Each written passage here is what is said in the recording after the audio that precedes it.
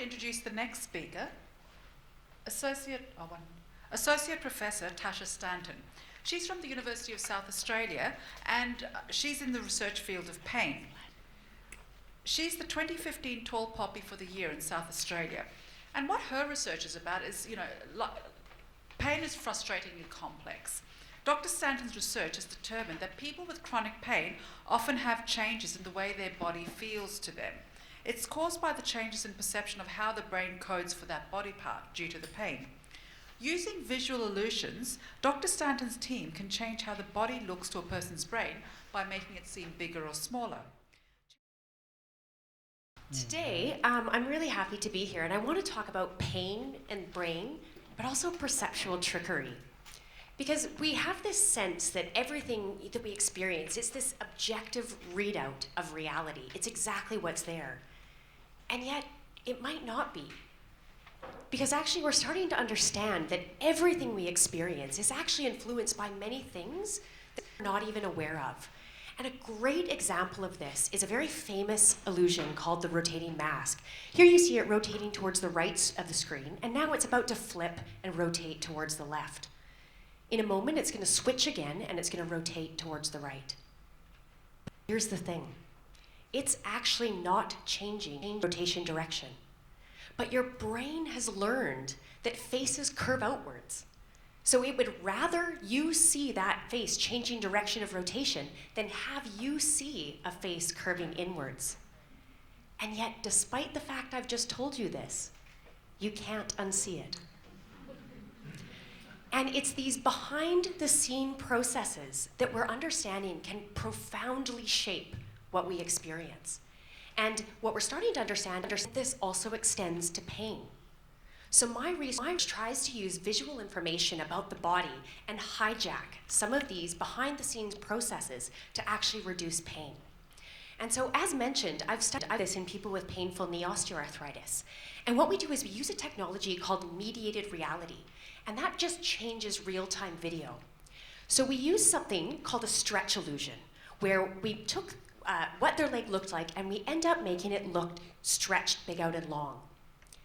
Now, I'm going to show you a video of what these illusions look like. I want you to imagine as though your leg is straight out in front of you, and you're actually looking down at the top of your kneecap. So here's what the illusion looks like. Now, that's your own leg that you're seeing, and then all of a sudden it starts to visually elongate. And as it does this, we pull gently on your calf towards your foot. And so you get this really weird sensation that your limb is actually changing in size. And what we found is that this is analgesic. Size seems to matter. If we take people who have painful knee osteoarthritis, if we give them that real illusion that I just showed you, their pain reduces.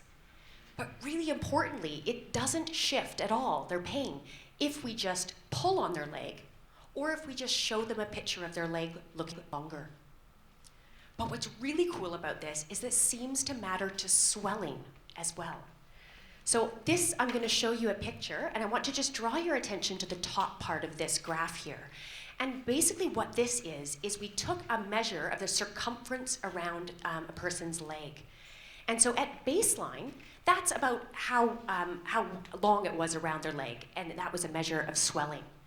When we did a repeated stretch illusion 10 times, it significantly increased the swelling of the knee. When we did a stretch illusion, and they looked at it for a minute, it increased swelling even more.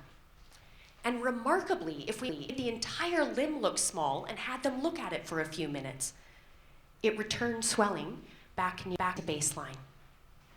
So these behind-the-scenes processes have powerful implications for pain. And recently what we've done is we've extended this to say, guys, how far can we go? What can we shift? And in this case, we were interested whether we might be able to shift a perception that's more complex, such as your perception of your own capacity. So what we did is we had people doing a lifting task, and they saw their back while they were doing it, either under a no illusion condition, where it just looked normal, a bigger condition, where it looked bigger, or a stronger condition, where we overlaid that ridiculously looking muscled back onto their own back.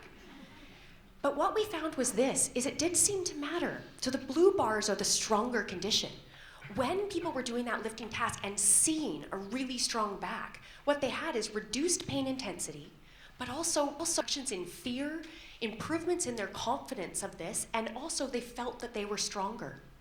So it suggests that actually we can shift some of these pretty complex constructs. We also have found that color matters. So in people who have a condition called burning mouth syndrome, where they experience burning pain in the tongue and the lips, if we use mediated reality to show them their own tongue, but we turn it blue, what we find is that reduces their pain. And that it was only the blue condition that reduced their pain. None of the other conditions touched it. We also are starting to understand that replacing a missing limb with vision is quite important. So in people who have undergone an amputation and have developed a phantom limb, and that phantom limb becomes painful, so pain in a missing limb, we've used mediated reality to replace that missing limb. So what we do is we take the video of the intact limb, we mirror it to the other side, but then we delay it so that we can actually recreate that feeling of walking. And so we tested people who had painful phantom limb pain, and we got them to watch this walking illusion. Now, we found that it mattered to pain. So people often, when they know that they have this phantom limb, some people can still move that phantom limb. They can feel what it is like to move it. So in one condition, we asked people, we would like you to move your phantom in time to what you're seeing. And when they moved it in time to what they saw, it reduced their pain. And this is one participant who had no pain after he did this illusion. But interestingly, if they don't match up, you don't as you see what you visually see movement, then actually that adds pain, and it's quite high of pain. So what I hope you take away from my talk tonight is really that there are many things that we are entirely unaware of, but that can profoundly shape our experiences, and extends to pain. And why this is important is that these visual illusions and this brain trickery, it really allows us to help better understand our perceptions, but it also opens up the door for new treatments. Thanks very much for your time and your attention.